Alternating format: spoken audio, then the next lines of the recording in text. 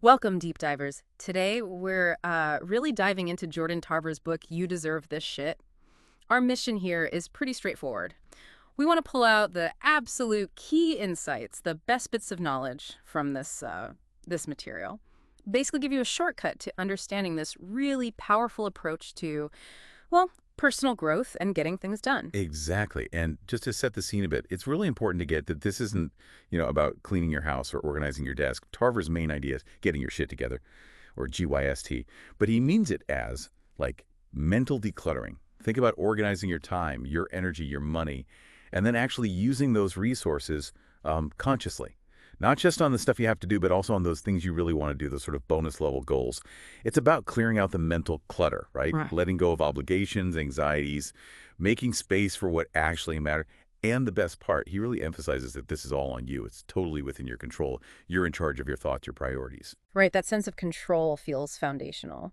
So, okay, how does he guide us there? What does getting your shit together, really mean in his view? Well, at its core, GYST isn't just being tidy or organized. It's really about being intentional, like super intentional. It means making deliberate choices, making sure your actions actually line up with your values, your goals, instead of just reacting to whatever life throws at you. And he makes a big point that this mental decluttering, it's a solo job. Unlike, say, a messy room someone else might see. Your thoughts, Yeah. your priorities, that's your domain. You decide. Which is frankly pretty empowering when you think about it. Yeah, absolutely. And he gives us a framework for this, right? The GYST trifecta. Can you break those three parts down for us? Yeah, absolutely. So the trifecta is strategy, focus, and commitment. Pretty simple on the surface. Strategize. Hmm. Basically, set a clear goal, then make a plan by breaking it down. Small steps, manageable chunks, focus. That's about actually setting aside the time, like dedicated, uninterrupted time, to work on each of those chunks. And commit, well, that's doing it. Doing what needs to be done to tick those boxes to follow through. I love the analogy he uses keys, phone, wallet. It makes it so clear. Strategy is the keys, unlocking the path. Focus is the phone, keeping you on track, managing time. And commitment. Yeah. That's the wallet, right? The Mhm. resources you put in. Exactly. It shows how they all work together. You need all three. And going back to strategy for a sec, that idea of small, manageable chunks, it's not just about making big goals seem less scary. There's this micro-win effect he talks about. Each little piece you finish gives you this small psychological boost. It builds momentum, makes you feel more capable. It's way more sustainable to just relying on like pure willpower. Turns huge tasks into a series of small victories. Okay, that makes a lot of sense. And speaking of feeling overwhelmed by tasks, let's talk about to-do lists. He draws this really interesting distinction between a standard to-do list and what he calls a must-do list. What's the difference there? And then he throws in this idea that sounds kind of backward at first, responsible procrastination. Right. It's a big shift in thinking. Your typical to-do list, it can just become this dumping ground for everything, big and small, important and not. It gets overwhelming. A must-do list, though, is curated. It's prioritized like crazy. Only the really urgent, really essential stuff makes it onto that list for today. The insight is, by choosing what not to do right now, you actually save mental energy. You save decision power. And responsible procrastination fits right in. It's not laziness. It's strategically deciding, okay, this task isn't critical right now, so I'm consciously putting it off to focus on what is. Hmm. He even suggests keeping a procrastination journal, like a food journal, but for your time, to see where you tend to delay things. Ah, okay. So it's a tool, not an excuse. That really clarifies it. And it connects directly to time management, which, as Tarver points out, isn't about going faster or slower necessarily. It's about that strategy and focus within the same 24 hours everyone gets. Exactly. It's about doing the right things, Mhm. at Yeah. the right time for you. He really pushes tracking how long tasks actually take, not how long you think they should take. That's often a real eye-opener. Once you have that real data, you can build schedules that actually work. And your calendar, it's not just for appointments. It's your map for the day. It guides you, stops you from just drifting or overcommitting. Yeah, overcommitting is easy to do. Another huge time drain for so many of us. Email. Oh, God, email. How do we stop the inbox from running our lives? The key is definitely shifting from being reactive to proactive, like stop letting every ding pull your attention. Tarver suggests simple things like just send less email. Seriously. Sometimes picking up the phone or walking over to someone's desk is way faster than starting a long back and forth chain. And then he talks about the purge, like regularly intentionally clearing out your inbox, not just archiving everything, but making decisions right then. Delete, file, respond quickly. Treat it like decluttering your desk to clear your head. Okay, good tips. Next up, impulse control. This is internal stuff. Tarver says you're the wizard, not the puppet. These aren't external distractions, they come from inside. How do we get a handle on that? This is where he introduces the sober decision. It's a great concept. Basically, you make choices about how you'll behave before you're in the situation where the impulse might hit. It's like pre-committing. So for example, if you know you tend to just endlessly scroll social media at night, your sober decision might be setting a rule, like if it's 9 p.m., then my phone goes on airplane mode. No negotiation in the moment. You set up your environment, your rules, to support the rational choice you made earlier. You're in charge of your mind, basically. I like that. Pre-commitment. Okay, money management often feels like this big, scary thing, right? But Tarver frames it as just a tool. What's his main advice? Consistency is huge here. He points out that even saving really small amounts but doing it regularly adds up significantly over time, that snowball effect. But the absolute foundation, you have to track your spending meticulously. Not to judge yourself, but just for awareness, to actually see where the money's going. That's how you find areas where you can cut back strategically and, redirect that money towards what you actually want. Makes sense. Awareness first. Okay, relationships, another big area. He puts them in 3 buckets. Maintain, improve, or dissolve. How do we use that practically? Intentionality again, that's the key word for him in so many areas. Relationships need regular maintenance, just like anything important. Could be a quick text, a call, sharing something relevant you saw. Just small, consistent efforts to stay connected, keep things, healthy. And importantly, he really validates the idea that it's okay, sometimes absolutely necessary, to dissolve relationships that are toxic or draining. It's about protecting your own well-being, your mental health, not just sticking with things out of obligation if they're hurting you. Right. Prioritizing yourself sometimes. Okay, shifting to work. He kind of pushes back on the idea that getting your shit together means being busy all the time, having a packed schedule. So what does working smarter look like? Yeah, it's about output, not just hours clocked in. He advises projecting confidence, even if you're faking it a bit inside sometimes. It builds trust, helps interactions. Yeah. Learning to delegate well is crucial, not just dumping tasks, but freeing up your time for the stuff only you can do, the higher value work. And boundaries. Huge emphasis on setting firm boundaries to protect your personal time. Don't let work bleed everywhere. Learning to say no strategically is actually a really powerful way to protect your energy and your focus. Protect your energy. I like that. Okay, health and home. Again, he's not about massive overhauls, small, consistent actions. What are the key things he highlights? Sleep. He says prioritize sleep like a mother lion protects her cubs. That's pretty clear. It's foundational for everything: physical health, mental clarity, and for your living space, again, consistency. Small, manageable tasks done regularly. Tidying up daily, putting things away right after using them. It's the buildup of those small habits that creates a calm, supportive space, rather than waiting until it's a huge mess and doing a massive, stressful clean. Yeah, avoid the massive, stressful clean. Mental health is obviously woven through all of this, but he specifically talks about facing fears, not failures. Especially avoiding tough conversations or tasks. What's the advice there? Avoidance is a trap. He's really clear on that. It just keeps you stuck. You have to face the fears. Often, the anticipation, the dread, is way worse than the actual thing. And failure. Don't let the fear of it paralyze you. He frames failure as just part of learning. It's not the end of the world. It's data. Practicing self-compassion is key. Being kind to yourself when you mess up. Focusing on making progress, not on being perfect, because perfect isn't really achievable anyway. Right, progress over perfection. Okay, this last one in the practical section might raise some eyebrows. Selfishness. He says it's okay to want what you want. How does he explain that? Yeah, it sounds provocative, but he's not talking about being like a jerk or trampling over others.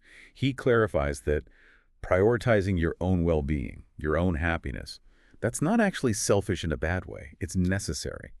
Because when you're feeling good, when your cup is full, so to speak, you're actually in a much better position to give to others genuinely without feeling resentful or depleted. Making time for your hobbies, your passions, creative stuff, that's not a luxury. It's essential for your mental and emotional health. Yeah. And yeah, you deserve to be happy. You deserve it. Okay, so we've got these practical strategies starting to work. How do we then cultivate a life that keeps growing? He talks about cultivating wonder, using curiosity. What's the idea there? He sees curiosity as the engine, the thing that drives us to step outside our comfort zones. It helps us find new interests, see things differently, discover passions we didn't even know we had. He uses this analogy of meeting a stranger. You wouldn't just write them off after 2 minutes, right? Well, new experiences are like that. You need to give them some time, an open mind, to really see what they offer, to learn from them. It expands your world. That's a great way to put it. And he has some cool practical ideas for this, like a curiosity swap with a friend, exchanging topics each week to explore, or using a random hobby generator online just to try something small and new, setting up lesson learned meetings after shared experiences to actually talk about what you got out of it, and even a monthly yes day, saying yes to new, safe opportunities just to push yourself a bit. Yeah, those are all great, active ways to engage with the world differently and keep that sense of discovery alive. So, as we're doing this, cultivating wonder, trying new things, Tarver warns about something that can sneak in and stop us: complacency. He calls it a curse. What does that look like? How does it stop us? Yeah, he sees complacency as this dangerous state of being satisfied, but kind of unaware of risks or areas where you could improve. It leads straight to stagnation.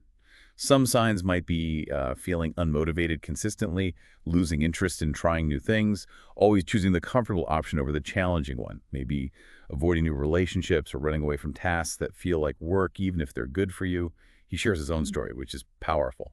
Realizing his comfortable mortgage job just didn't align anymore with his core values, things like imagination, exploration, motivating others. It's a really good reminder to keep checking in. Is this still right for me? Is this aligned with my purpose? Right. And being complacent can really affect your well being, your relationships, even lead to a sense of entitlement if you're just coasting. So, how do we fight it? Well, it ties right into his next point, Yeah. leveraging your failures.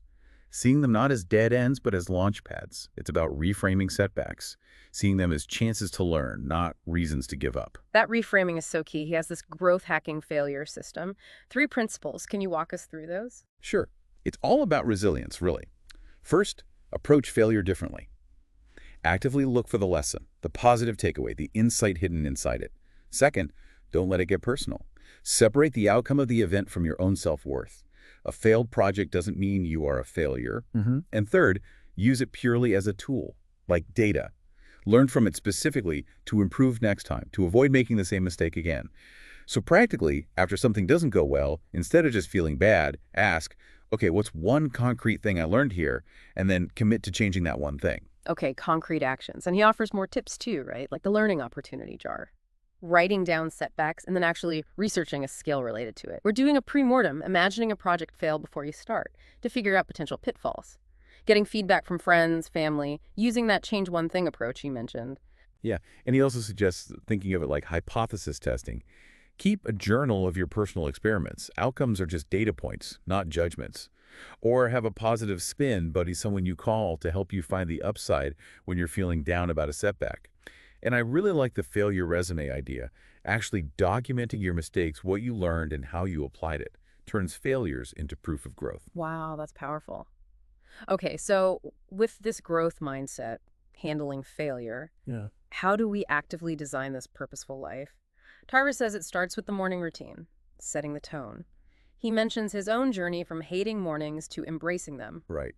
He argues that a good morning routine isn't just about waking up early. It's about blending activities that energize you, help you focus, and include self-care.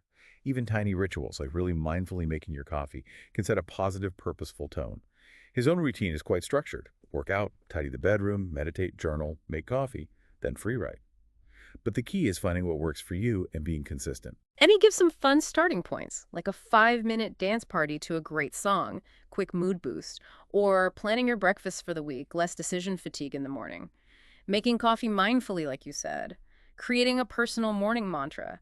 Even designing a workout playlist that matches your energy levels, warm up, peak, cool down music.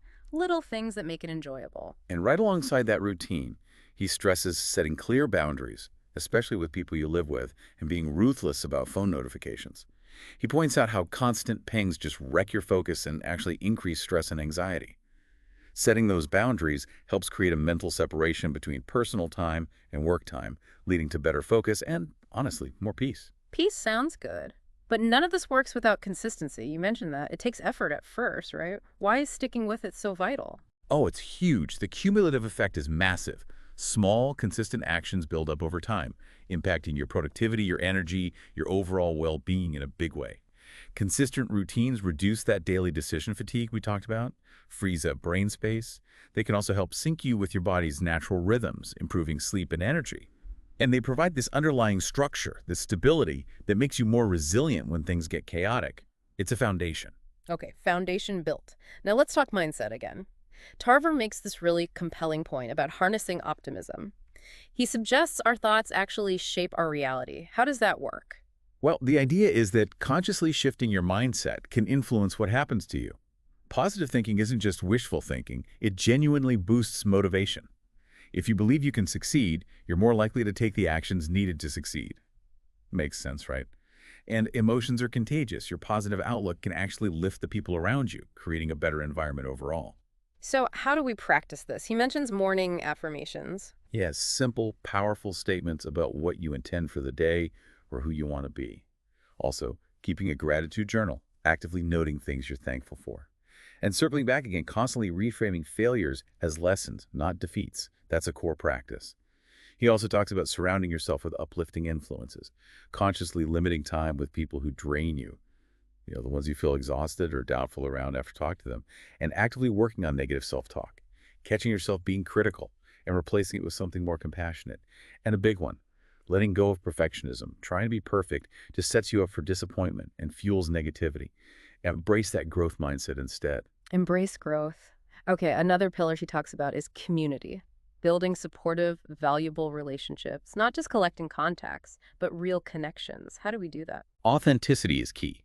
Fostering connections with people who genuinely share your values, your interests. And his approach really emphasizes giving without expecting something back immediately. That means things like truly listening when someone talks, sharing advice or resources when relevant, genuinely celebrating their wins, offering help. When you do that consistently, it naturally builds trust, reduces conflict, and deepens the connection. And helping others within that community showing interest, sharing info, respecting boundaries, being happy for their success. Absolutely. It's not just nice, it builds incredible trust. Plus, helping others succeed can actually boost your own motivation and sense of purpose. It strengthens the whole community. Yeah, that makes sense. Okay, this next idea feels very relevant today. Work-life integration, not just balance. Creating synergy, learning from both sides. What's the core idea? He shares something his dad told him. Life is a huge reference, meaning everything connects. Experiences and connections from all parts of your life, work, home, hobbies, they all add value and can inform each other. Technology makes this easier now, of course, but the deeper point is finding meaning and fulfillment in both your work and your personal life, and seeing how they can enrich each other. Skills you learn at work, like managing difficult conversations, can help at home. And managing personal commitments well can make you more focused at work. It's a two-way street. A two-way street. So bringing it all together, it's about building this purposeful life through conscious choices. Being the creator of your existence, as he puts it. How do we make those choices intentionally? He advises really thinking through the potential consequences, good and bad, before you jump into something big. And always checking in with your why, your core values, your big goals, your dreams. Use that as your filter. Like, before taking a new job, ask, does this really align with where I want to go long term, what I truly value? It's about being proactive. Now, sure, sometimes you need to act fast, and overthinking isn't always helpful. And maybe your goals aren't perfectly defined yet. That's okay too. It's a process. Right. And aligning your systems, your habits with those objectives, like the author example, if you want to write, you need the habit, the space, it has to be built in. Exactly. Your daily actions are what build that future you want. Though it's also true that sometimes great things happen through luck or unexpected turns, not just rigid plans. And for some people, too much routine can feel stifling. So finding that balance between structure and flexibility is important too. The ideal life looks different for everyone. Absolutely. And finally, he stresses that our goals shouldn't be static. They need to evolve. Reaching one goal should prompt you to set the next, maybe bigger one. Always asking, what's next? Yes, that constant question, what comes after this, is crucial for avoiding stagnation. Don't let achieving something be the end point. Let it be a new beginning, a higher launch pad. And he gives some really neat practical tips for that continuous growth, like a goal-morphing mind map to visualize how your dreams might change, or a challenge swap with a friend for accountability on trying something new, using a goal-setting app that actually prompts you for the next goal when you complete one, keep that momentum, or doing a monthly 30-day challenge to consistently push your boundaries a little. And even smaller things. Setting random phone alarms just to check in, am I being present right now? Practicing assertive communication in easy situations first to build the muscle. Having a mindful money moment, Just to pause before buying something, asking if it aligns with your values. And I love the deserve jar, writing down proud moments or overcome challenges, a physical reminder of what you're capable of when doubt hits. Wow. Okay, that was a really thorough dive into Jordan Tarver's You Deserve This suite.